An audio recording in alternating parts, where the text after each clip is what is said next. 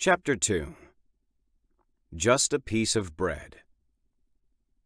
Frigid wind licked the face of the dark-haired man. Perched high above the reddish clay rooftops of Tur'Mor, he peered out from a towering belfry. Though even from this vantage point, the escapee could not see even the smallest sector of the massive walled city-state of Tur'Mor. No. He could see only a few tightly packed blocks running like streams away from the central courtyard below. The men must have been 40 or 50 measures high, though that was nothing compared to some of the soaring buildings which rose above the walls of Tur'Mor. He had not slept the whole night, having run a good portion of it in an attempt to flee his pursuers. A pang of guilt stung him, almost as bitter as the wind, for how he had assaulted Brue and Raoul. They had it coming anyways, he thought to himself, shoving the concern away in annoyance. But they hadn't, and he knew that. His back was stiff as a board, and his legs throbbed. Not only did this discomfort dampen his morale, but he found he could not adjust himself adequately either. A large brass bell hung close by, taking up much of the open-faced tower top, and he himself squatted atop the trap door so as to keep any potential pursuers away. What was worse than the physical pain and discomfort was the feeling of confusion that weighed upon his mind. For hours, he racked his brain, trying to remember anything. However, all was a blur. Fractured memories cluttered his mind, and he could not make sense of any of it. Not where he was, how he got there, or what he was doing. There he sat, watching the sun rise slowly over Tur'Mor. The stars were fading from view, all save two very bright stars, one casting vibrant purple light, and the other silvery blue. The two sisters, as he knew the stars, were smaller than the pale moon, but far larger than all the rest. "Elendil, Talendil," the man said, kissing the ring which sat on his right middle finger, showing respect to the hallowed stars. "Guide me home, far ones," wherever that might be. Morning light cast away the night, along with much of the frost that sat atop the buildings. Cold normally didn't bother him, but what was normal about any of this? He shook his head, drawing his wandering mind back into focus. His stomach growled. Hunger. The thought was primal.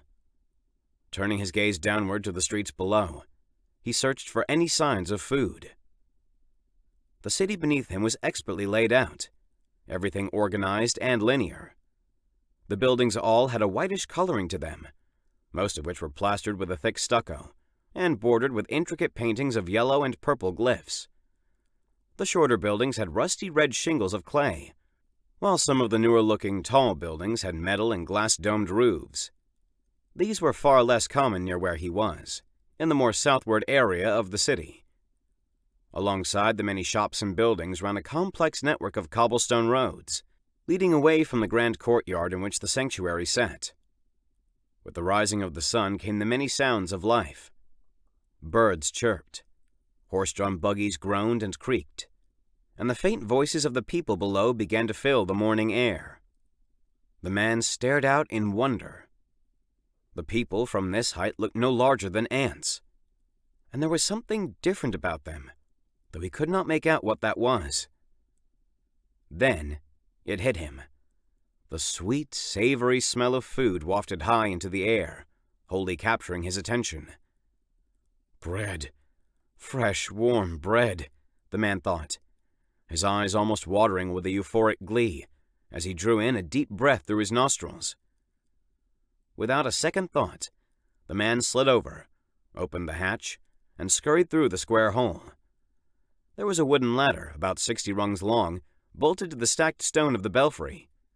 This ladder led down to a spiraling staircase, steps the man took in 2s and 3s, his legs seeming to forget their soreness as his stomach led them forward. At the bottom of the angular steps was a small wood door with no adornment. A broken slat of wood lay on the floor. The shattered plank had fallen victim to his foot, having kicked the door in the night before in his hasty attempt to conceal himself. He had not noticed the grandeur of the chapel the night before, which caused him to halt in his flight. His eyes widened in astonishment, taking a full pause to examine the elegantly crafted pillars, arches, and hand-painted vaulted ceiling. It was breathtaking. The floor was polished marble, checkered like the catacombs. A long emerald green carpet ran from the open-air archway at the front of the building to a raised platform near the center of the vast room.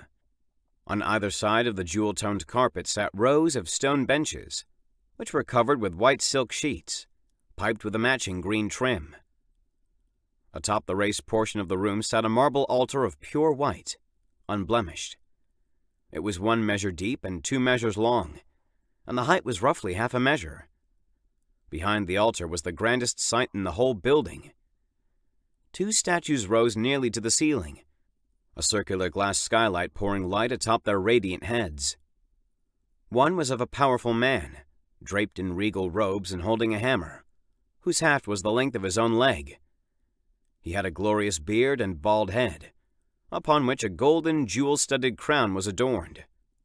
The other statue was that of a divine woman, beyond beauty, captured perfectly in the glistening white marble. She had flowing hair which hung to the small of her back, blowing motionlessly in still wind. Her eyes were filled with compassion, just as the man's were filled with wisdom. The black-haired man fell to his right knee, dropping the weight of his body onto his left arm, which rested upon his left leg. He placed his ringed hand to his forehead. "High Father, Life Mother." He did not move for a time, but just knelt there, perfectly still. When he arose, he did not look back to the statues and turned away swiftly, eyes to the floor. He exited the sanctuary with his head held down in reverence. The light of the sun illuminated the courtyard, which was far vaster than he had remembered or seen from the towering heights of the belfry.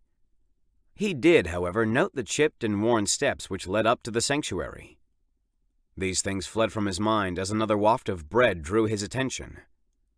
Several men with carts were out selling bread, drinks, and other such sustenance to the masses who gathered and traversed the courtyard. Now he knew what was so bizarre about these people.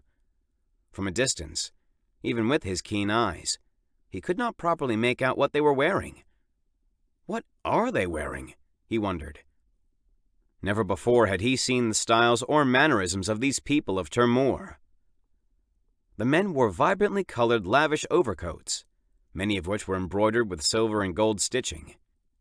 Some wore flowing undercoats with tails, while others wore snug-fitting undercoats around the waist, studded with brass or golden buttons. Most men dressed in pressed shirts with a wide variance of lace, stiff or high collars and sleeves, along with a mixed assortment of vests that varied in color, cut, and style. There was a plethora of trousers as well. Plaid, pleated slacks, tight leather riding pants, and fitted breeches worn with knickers. Some of the men had arming swords or side swords fastened to their belts. Many sported heavy leather boots with brass, cog-like bracers for buckles. Others wore long stockings with polished shoes with thick wedge heels. The men seemed to wear hues of either deep blues, rich purple and vibrant greens, or shades of amber, rusty red and orange. Their clothing adorned with metal buttons, lapel pins, and various chains and pendants. An occasional man, appearing to oversee a collection of carts and their tradesmen, could be observed walking about pompously adorned in heavy fur coats, and peculiar circular hats that rose high into the air, with silk bands tied about them and a round brim resting on the forehead. A majority of the men wore odd beards or strange mustaches and long sideburns, many of which ran together, while others had rolled mustaches and sharp-pointed beards of curly hair. As for the women, they wore equally elaborate cloaks with hoods, which were either drawn over their hair or fell to their shoulders. Many wore colorful dresses and blouses, tied around the bust and cinched at the waist by corsets. Most wore long gloves, while some of the exceptionally wealthy also wore golden jewelry. Those who did not wear the more elegant dresses wore a variety of garments. Some touted loose tops with vests and riding trousers, with boots ranging from mid-calf to over the thigh. Others wore cutaway dresses with long trains in the back, and an open front to reveal fitted breeches of fine fabrics and classy footwear.